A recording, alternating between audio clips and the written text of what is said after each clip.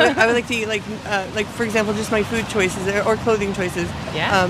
Nutrient dense, vegan, gluten free, kind of like. But out here, like I could cross my fingers on bread and peanut butter and barely, and like I'm already dealing with some.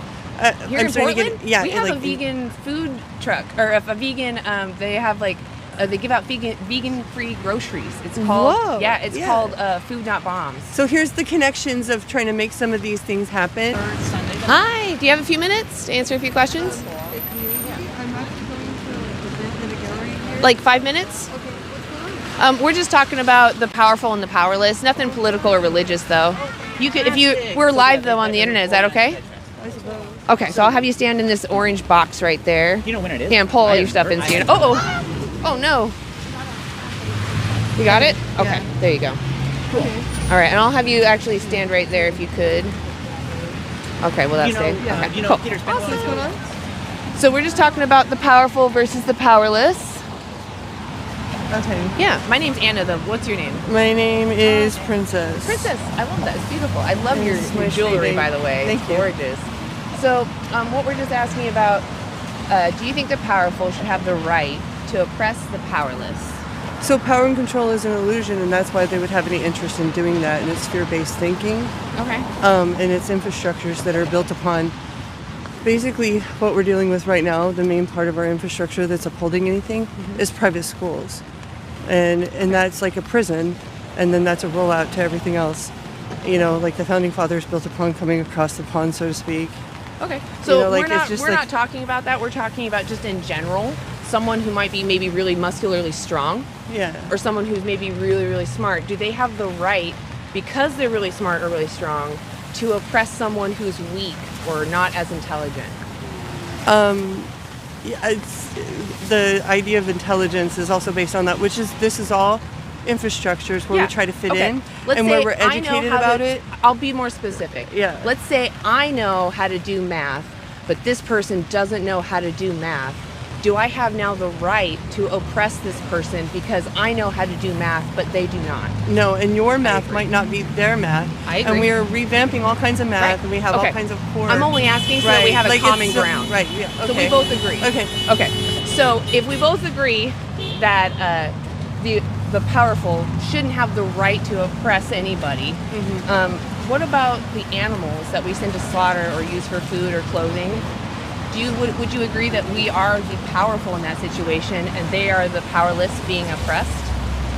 In some aspects, definitely that it's being a forced industry. Yeah. That we're all meant to comply with and are maybe not even informed. Like in England, you can know stuff that's in products. Here we don't. There's like a whole bunch of stuff that they wouldn't allow in their products. Here we do. And that's just one example. So of the where we can read and know what's in there, at least what they have to say, right? They have to list out ingredients on products, or you can buy fruit or veg, which is just what it is, right? Do you think that we have the moral obligation to choose those things that don't use animals and try our best to avoid using animal products? I think how we treat animals is a better issue than to avoid it, because then we're letting that happen and be somebody else's industry that will be eventually it oppresses So our. why do we care about treating them better? Yeah, like right now my situation is I live zero income. Well, why should we even care about the animals then? Right. Why do we care about them having a better welfare? So I'm not a part of that systemics in a sense, but it's still something that is something we should do. right. But there's also that I sometimes don't have the liberty of making those choices. Oh, so I'm asking what your values are, not Right. necessarily what your actions are. Right. What do you think, in a value sense, do you think that we should be abstaining from demanding someone's exploitation when we can? Yeah. Or the part is where we're so the industry is put us on like hamster wheels, different hamster wheels, and we don't get that connection.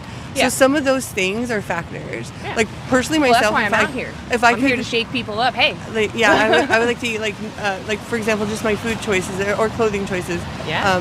Nutrient dense, vegan, gluten free, kind of like. But out here, like I could cross my fingers on bread and peanut butter and barely, and I'm already dealing with some.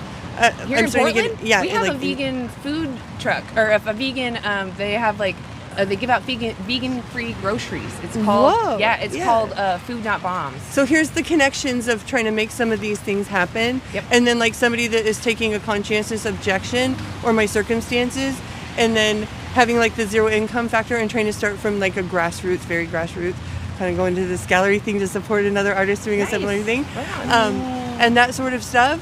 So that, so if it's not just saying no to the industry, it's having somehow regrouping and having an influence to change those things that are just toxic and unhealthy overall.